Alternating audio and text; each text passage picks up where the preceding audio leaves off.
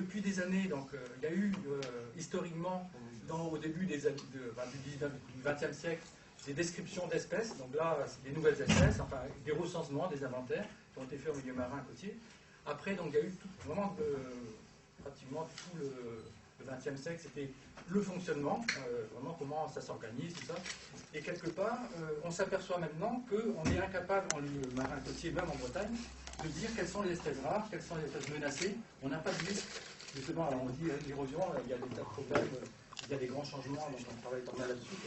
Quels sont les grands changements? On en voit, hein, on voit les espèces invasives. Mais on est incapable de dire vraiment si des espèces ont disparu des plages de Bretagne, et si certaines sont en voie de disparition ou pas, on est vraiment complètement démunis parce qu'on n'a pas travaillé là-dessus. Dans l'histoire des travaux qui ont été faits sur le littoral, c'est je compte, et fais l'inventaire, voilà, j'étudie les interpolations, voilà. Et maintenant on se pose des questions sur comment ça disparaît ou la dynamique des populations en quelque sorte. Et là, ça s'explique très bien par les problèmes de recherche, enfin voilà, c'est des modes, hein, la recherche, il y a des mots-clés, la recherche ça marche aussi, c'est comme ça. Donc. Et là maintenant, donc on est parti vraiment sur le fonctionnement des écosystèmes, la modélisation. Et puis, on se trouve vraiment complètement démunis par rapport justement aux terrestres, hein, où on n'a pas, et on nous demande maintenant, les marins, il y a de problème. Alors, qu'est-ce qu'il faut protéger? On travaille beaucoup avec les IRM, on travaille beaucoup sur notamment les réseaux de surveillance qui sont mis en place après les RECA, par exemple. Hein. Les RECA, on s'est rendu compte qu'on ne connaissait pas du tout l'espace même intertidal, même en Bretagne. Quoi. Alors, intertidal, c'est où ça? Donc, c'est l'estran, donc c'est toute la zone qui découvre entre les marées. Et donc, que tout le monde fréquente sur les grèves à la pêche à pied. Puis on nous demande maintenant qu'est-ce qu'il faut protéger. Donc, je passe maintenant à Catherine Boyen, c'est ça, de la station biologique de Roscoff. Voilà, donc je suis chercheuse CNRS comme monsieur. Je travaille à Roscoff, qui est une station marine, donc un laboratoire les pieds dans l'eau, où on est à peu près 250. À faire de la recherche dans différents domaines, donc je ne vais pas tout détailler, mais on s'intéresse à la vie côtier, à l'océanique profond, parce qu'il y a aussi des chercheurs qui travaillent sur la faune profonde, à ce qu'on appelle le grand océan avec le plancton, enfin bref, même de la chimie de l'eau, etc. Alors moi, j'ai plutôt axé sur mon intervention sur ce qu'on fait dans mon laboratoire, où on s'intéresse plutôt aux macroalgues. Comme je suis disciplinée, j'ai apporté un objet. Ouais, ah oui, je voulais demander les objets. D'ailleurs, j'ai apporté 2 objets. Pas demandé. En fait, le gobelet, il est revenu dans les mains de... Oui, c'est bon. Donc, j'ai apporté 2 objets, en fait. Ah, ça m'intéresse. Voilà. Oh non. Éventuellement à manger. Voilà, donc on travaille sur les algues. Et c'est vrai que la biodiversité, pendant longtemps, c'est ce que vous avez dit, c'est une façon de faire un inventaire, et c'est important, hein, faire un inventaire. Donc j'ai apporté ce livre parce qu'en plus je trouve que c'est très esthétique, et c'est quelque chose qui est récent. Donc les inventaires, il faut de temps en temps aussi les actualiser. Donc je vais le faire circuler. Donc c'est en fait un livre qui s'appelle Les algues de Roscoff, qui est fait par les anciennes chercheuses du laboratoire. Et à l'ancienne, c'est-à-dire à l'ancienne, on prend des photos, mais aussi on fait des alguiers. Superbes dessins, on fait des alguiers, et on fait des superbes planches comme ça. Voilà, donc ça c'est une façon d'aborder la biodiversité, donc et c'est des listes d'espèces. En plus à Roscoff, c'est très très riche, la flore en termes de nombre d'espèces. Mais je parle que des macros, hein, des choses qu'on trouve à bien.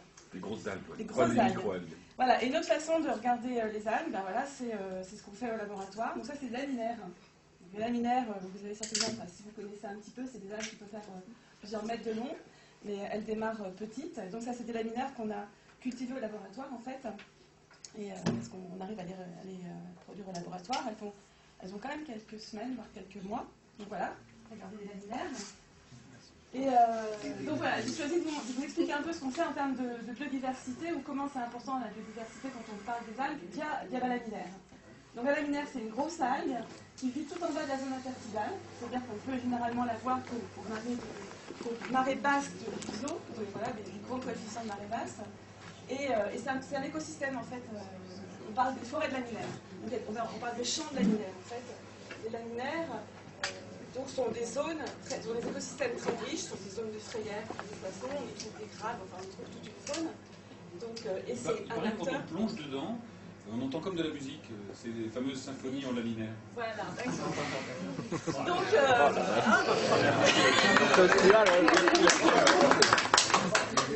Et donc voilà, c'est la laminaire, bon, plus grosse que ça bien entendu, mais ça commence petit, a un rôle important puisque c'est un acteur important de cet écosystème qui est très riche.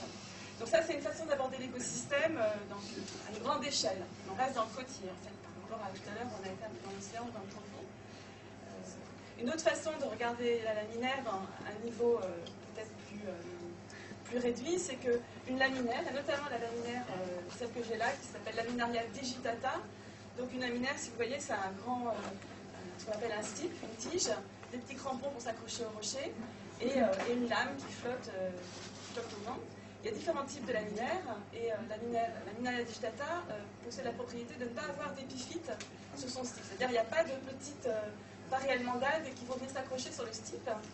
Donc on s'est intéressé à savoir pourquoi, parce qu'il y en a d'autres, il y a beaucoup de choses, il y a des bactéries, puis des petites algues, des grosses algues, et puis finalement des mollusques, et donc ça fait des stips qui sont très, très riches, et on s'est rendu compte qu'en fait l'algue est capable de contrôler les bestioles qui vont venir se fixer. Donc tout ça parce qu'en fait elle envoie des signaux, et ces signaux empêchent les espèces de s'installer, et donc c'est un petit écosystème en soi. Et c'est intéressant parce que finalement, ça permet de comprendre comment un biofilm s'installe. Les biofilms, c'est vous mettez une plaque de plastique dans la mer, vous revenez 3 semaines après, il y aura un truc un peu gluant dessus, vous revenez encore plus longtemps, il y aura des algues et des mollusques. Donc il y a tout un écosystème qui se reconstruit. Et la laminaire est capable justement de contrôler ça, avec peu d'épiphytes. Et on s'est rendu compte qu'en fait, c'est parce que la laminaire, elle émet de l'iode. Voilà. Alors, une laminaire, une petite laminaire comme celle-là, par exemple, est capable de concentrer jusqu'à 30 000 fois l'iode de l'eau de mer. Donc, elle récupère l'iode de l'eau de mer parce qu'elle a un équipement enzymatique qui lui permet de faire ça. Et ensuite, elle relargue cette iode comme un antiseptique. C'est-à-dire, vraiment, quand elle est attaquée par un pathogène ou qu'elle est agressée par un épiphyte, ou même quand elle est un peu stressée, elle va relarguer de l'iode dans l'atmosphère. Elle réagit directement à l'installation, voilà. Genre d'une banane qui veut s'implanter dessus. Hop, en fait, elle réagit bien avant la banane, elle réagit au niveau de la bactérie. Parce qu'en fait, comme il y a on va revenir un peu à ce que, voilà, un des projets compilé par Brest Métropole Océane, donc il y a quand même pas mal de choses qui se passent, donc il y a quoi d'autre qui se prépare pour Brest, capitale maritime de la biodiversité? Alors, parce que je disais, Océanopolis, avec lui-même, va beaucoup travailler sur des animations, des expositions, des conférences, en fait, sur la partie maritime, en fait.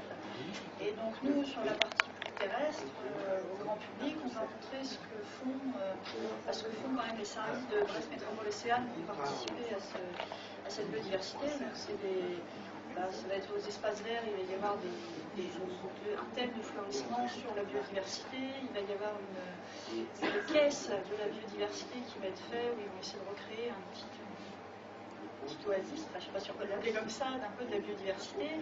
Bon, après, il y a des visites de jardins commentées, il va y avoir des choses comme ça. On va essayer d'ouvrir aussi tous les chantiers d'espaces naturels, expliquer justement en quoi la gestion qui est menée sur ces espaces-là participe au maintien de la biodiversité, et on aimerait aussi travailler avec les scolaires